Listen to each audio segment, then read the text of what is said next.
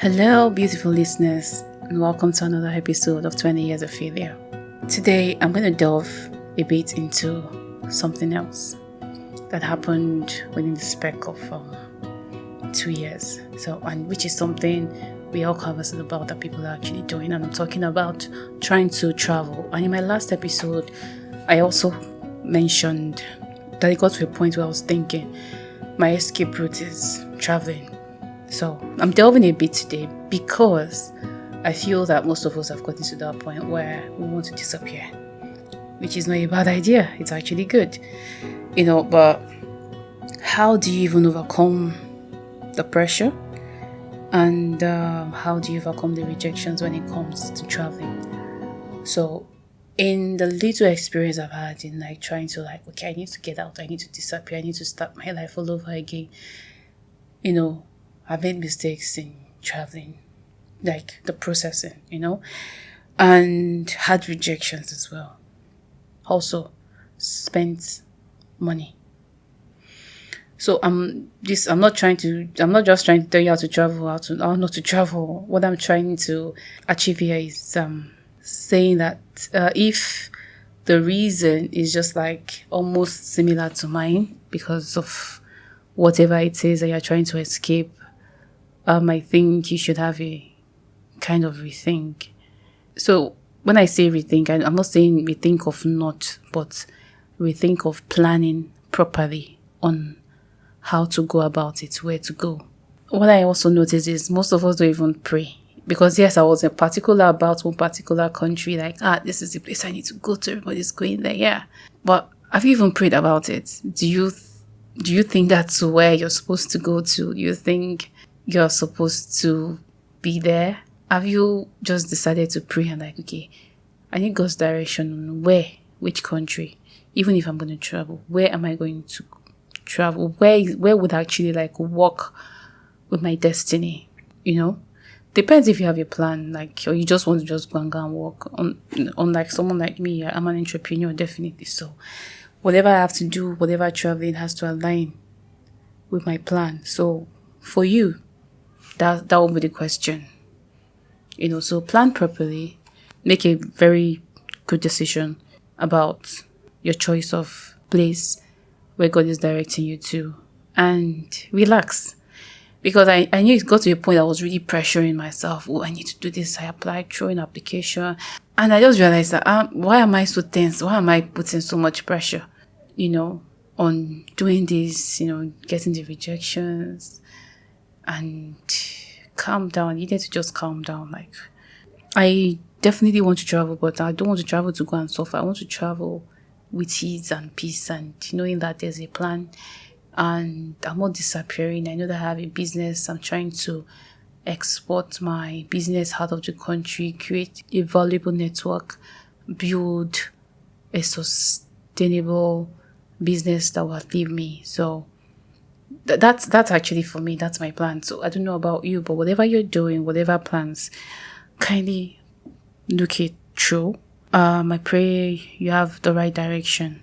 So moving forward, building resilience and the heart of moving forward is a deep one. Someone asked me, how did I move forward? I know I mentioned some things in my last episode. Moving forward is just forgiving yourself, honestly, and that's why I'm even going to speak on that a bit. And I think firstly, gratitude in entrepreneurship actually involves acknowledging and appreciating the positive aspects of the entrepreneurial journey. So yes, all my years, I actually appreciate the journey. I won't lie to you. I've met people in the space of these 20 years that I know that have shaped me, have helped me in one way or the other. I've had the experiences having to travel and network, going for conferences, programs, trainings. Yes, you have to acknowledge and appreciate those moments. The little moments where you launched a business. It's a beautiful one. Don't let me lie to you. Be happy. Those are the kind of happy thoughts you should actually bring out. The little successes you had, be happy. When you first made when you made your first sale, those are the little things you should actually be grateful for. And I think most especially, be grateful you're alive. It's someone that is alive that is doing business, someone that is alive that is actually speaking right now, trying to look forward to the next one.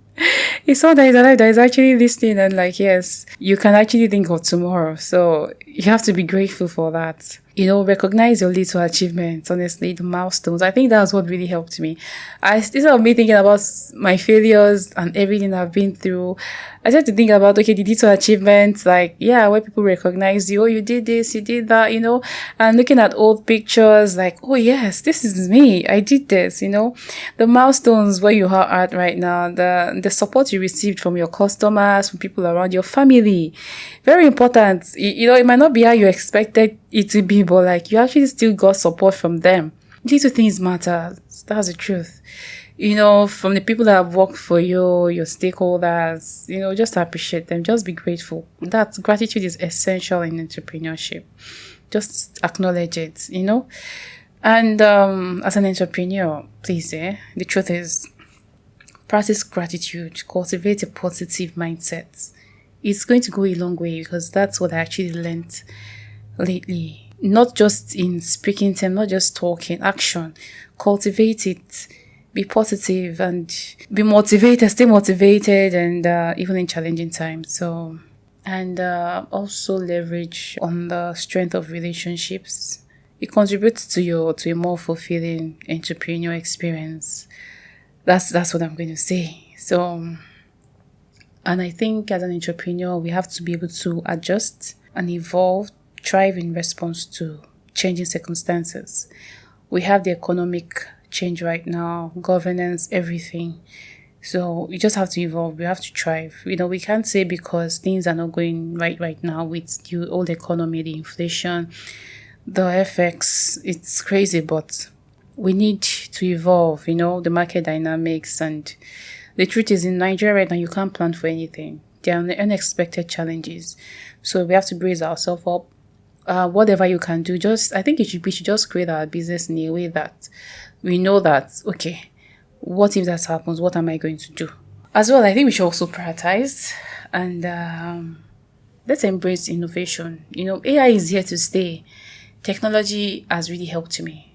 I won't lie. After everything I've been through, technology has helped me. And unlike before, I think if we had the technology we had today, probably I'd have done better. I'm not certain, but God knows. But right now, technology is really helping me in so many things. So embrace that innovation and, embrace it, and try as much as possible to get more information. Do your research in terms of just staying updated with what is happening in town. If you're not a Gen Z like me, try and start being a Gen Z. I'm not a social media person, but you see, right now, that is my calling. Because now I'm just trying to you have to just stay relevant. You have to be out there. But now, being out there means you have to create something that is valuable, So right now, if you're not shooting content that has to do with entertainment, shaking your bum and everything like that, you don't get people. So when I started this thing, someone told me, was like, who do you think your audiences are? I'm like, okay. It was like, I'm definitely, the person was like, I'm definitely sure it's not the Gen Zs because they're not ready to listen to this. Because I don't, so maybe some Gen Zs are different though. I just want us to be able to be ready to navigate through uncertainties and position our business for long-term success, which is very essential. So one other thing that I think I learned and I'm still learning is to practice supporting entrepreneurship. If you have something that can work for me, that can work for somebody else, I think sharing is actually helpful. Most people, is unlike before. I don't think people should just hoard information about stuff. Build and leverage your network. Get mentors. Mentors doesn't mean, having a mentor doesn't mean it has to be older than you or something. Mentorship for me, I think, is having someone that has that experience and can actually put you through. The person is not your savior, almighty Lord and savior, but the person can actually put you through. So get a mentor that that, okay, this person has been through this and can actually help me, so that you don't make mistakes. And making mistakes, one thing then versus now is when people say, I don't do this, I'm like, no, I think it's going to work. And we don't listen, but at the end of the day, you realize that everything becomes an experience. Why do I want to experience something bad when I know that I can actually reduce the, what would I put, how would I say this?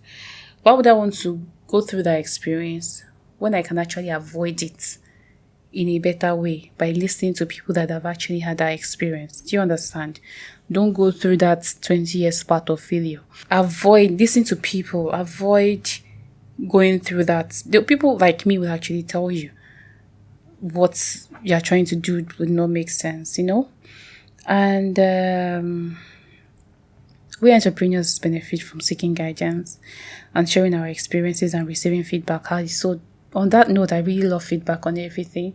I know you've listened so far. I really love your feedback and your comments, your questions, everything that you have to say. I'm ready to listen. One major thing I have to impute is this. In all of this, your financial structure is actually important. For me, I know that one is a 0 for me. Have somebody that can help structure your finances, because you need to know how to spend as an entrepreneur. I don't spend lavishly whatsoever it is, but when it comes to accounts, record keeping, and all of that, I literally have an idea, but I can't act on it. So it has not helped me. So your financial structure, your accounting, everything, if you have someone that knows it, that can help you, so that whatever you're doing, you have a budget for this, you are not going beyond that budget, you can save, you can do this, you know where to invest, you know how to go through your accounting, your record, your sales. It's very helpful. There's so many things to talk about, but